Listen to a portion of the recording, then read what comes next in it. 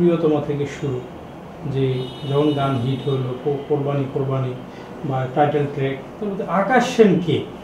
নেই যে আকাশ সেন একটা নাম সবার মুখে মুখে, কিন্তু আপনি মিডিয়ার সামনে আসতে চান, এই যে না আসার কারণটা কি একটু জানাবেন?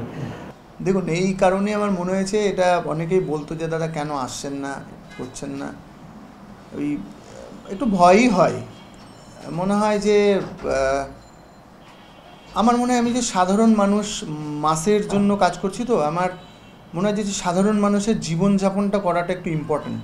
আমাদের সমস্যাটা হয়ে যায় সেখানেই, যে আমরা দেখবেন কিছু কিছু আর্টিস্ট আছে যে যারা যখন শুরু করছে স্ট্রাগল পিরিয়ডে প্রচুর ভালো ভালো কাজ করছে, যেই একটু উত্থান হলো তারা হয়তো আস্তে আস্তে ডিটোরিয়েটেড হতে শুরু করছে বা ডিস্ট্র্যাক্টেড, মানে বিচ্যুত হয়ে যাচ্ছে। তো আমি কিছুটা পরিমাণে, মানে আমি আমার লাইফস্টাইলটা অতি সাধারণ, মানে আমার সেই প্রথম দিনের যেটা ছিল সেটাকে আমি কিছুটা বলতে পারেন, কিছুটা ইচ্ছা, কিছুটা আমি স্বভাবগত। তো এই কারণে আমার মনে হচ্ছে না, এটাতে আমি মানে খ্যাতির বিড়ম্বনা যেন না হয়, তাতে আমি আর সাধারণ মানুষের মধ্যে যদি আমি চলাফেরা করতে পারি, তাহলে আমি কি সাধারণ মানুষের ফিলিংসটা বুঝতে পারবো। আজকে আমি যদি তাদের থেকে ডিট্যাচ হয়ে বদ্ধ জায়গায় চলে আসি, তাহলে তো কিছুটা বলতে পারেন ইচ্ছাকৃতই সেটাই ছিল। আবার কখনো কখনো এটা নিয়ে একটু দুঃখও হতো, যে মনে হতো কেন আমি আসি না, আমাকে নিয়ে হতো একটু চর্চা হলে হয়। তো সেই সমস্ত তাগিদ থেকেই এবার আর কি চলে এলাম, যে না দেখে আসি কী অবস্থা। তো দেখে এত ভালোবাসা, এত উন্মাদনা আমাকে নতুনভাবে ইন্সপায়ার করছে। দেখুন, একজন আর্টিস্ট সবসময় একটা না পাওয়ার একটা একটা না না পাওয়ার একটা টানে ভোগে আর কি, মানে না পাওয়ার কষ্টে ভোগে। তো সেই কষ্টটা কি আমি জানি না, কি একটা ইঞ্জিন ফিট করে উপরওয়ালা পাঠিয়ে দিয়েছে, যে সব সময় মনে হচ্ছে কিছু একটা পেতে হবে, কিছু একটা করতে হবে। তো এটা থাকবে আর্টিস্ট মাত্র। তবে এখন দেখি কথাটা অনেকে বলে আমি নাকি আন্ডার রেটেড, আমি সেরকমভাবে সামনে আসিনি। তো সেটার জন্য মাঝে মাঝে, দেখুন আমিও একজন আর্টিস্ট, সবাই সামনে আসতে যায়, কষ্ট হয়। আমি বলবো না যে না ভালো আছি, ভালো কখনো কখনো আছি, যে যেখানে আমি ফ্রিলি যেখানে সেখানে মুভ করতে পারি।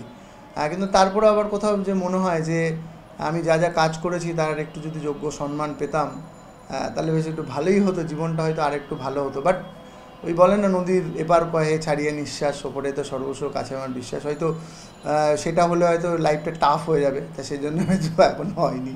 ভীষণ আনন্দের একটা বিষয় যে একটা বাংলা সিনেমা 2019-এর পরে আমাদের পুরো ফিল্ম ইন্ডাস্ট্রিকে অবস্থা হয়েছিল আমরা সবাই জানি। ইভেন বিফোর প্রিয়তমাও খুব একটা ভালো অবস্থায় ছিল না ফিল্ম ইন্ডাস্ট্রি। স্পেশালি আমি ফিল্ম ইন্ডাস্ট্রি বলতে আমি আমার যে কর্ম জায়গা, আমি বাংলা ফিল্ম ইন্ডাস্ট্রির কথা বলছি। তো তারপরে আফটার প্রিয়তমার থেকে যে একটা বুম এলো মার্কেটে, যে ছবি আসছে, ছবির জন্য মানুষ মানে তাকে সাজেস্ট করতে হচ্ছে না, মানুষ নিজেই খুঁজে নিচ্ছে যে কবে শাকিব খানের ছবি আসবে বা ভালো বাংলা ছবি আসবে, ভালো বাংলা গান আসবে। তারই ধারাবাহিকতা বজায় রেখে প্রিয়তমা, রাজকুমারের পরে তুফান, এরকম একটা ব্লকবাস্টার হবে, এটা কিছুটা অভিপ্রেত ছিল, কিছুটা মানে আমরা জানতাম যে এরকম হতে যাচ্ছে। কারণ এর আগের দুটো ছবিতে শাকিব ভাইকে যে রূপে দেখেছে, একটু রোম্যান্টিক হিরো, বাট এইটাতে যে রূপে মানুষ শাকিব ভাইকে দেখতে চায়, যে protector, hero, fighter, larger than life character on screen, তো সেটা এটাতে পেয়েছে। এবং এর জন্যই মানে পাগল হয়ে গেছে মানুষ, মানে তুফানি ঝড়ে মানুষ আর কি উড়ে উড়ে যাচ্ছে। এই যে তুফানি ঝড়ের সাথে কিন্তু গানের একটা সুর থাকে, সেই গানের সুর আপনার, মানে সেই গানে কণ্ঠ দিয়েছেন আপনি একটু জায়গা, এটাও তো এপার বাংলা সে একটা সাড়া পড়েছে। আপনার ওপার বাংলা বিষয়টা যদি একটু বলেন যে কেমন?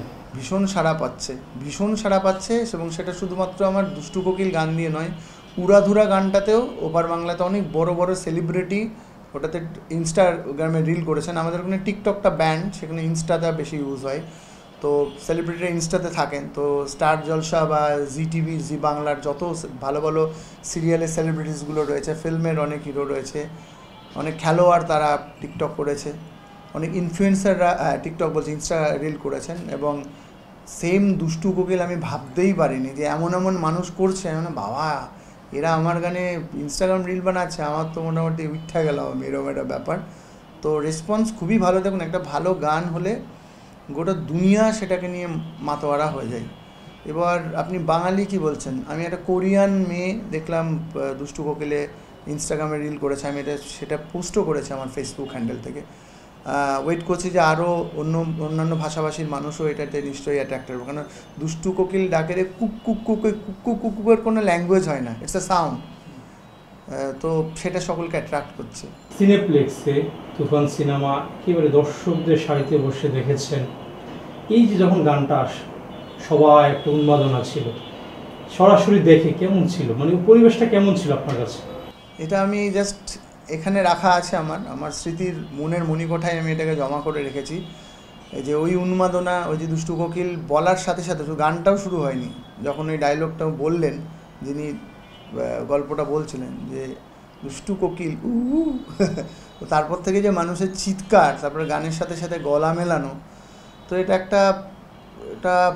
মনে হয় কোনো একটা পুণ্যের ফল আর কি, মানে ভালো কর্মের ফল হয়তো আমি পাচ্ছি। খুবই ভালো লেগেছে, এবং সবচেয়ে বড় কথা আমি চুপচাপ পুরো ব্যাপারটাকে আমি অনুধাবন করছিলাম যে আমার একলা ঘরে বানানো সেই দুষ্টু কোকিলকে আমি উড়িয়ে দিয়েছিলাম, আজকে লক্ষ কোটি মানুষের ঘরে সেই কোকিল বসবাস করছে।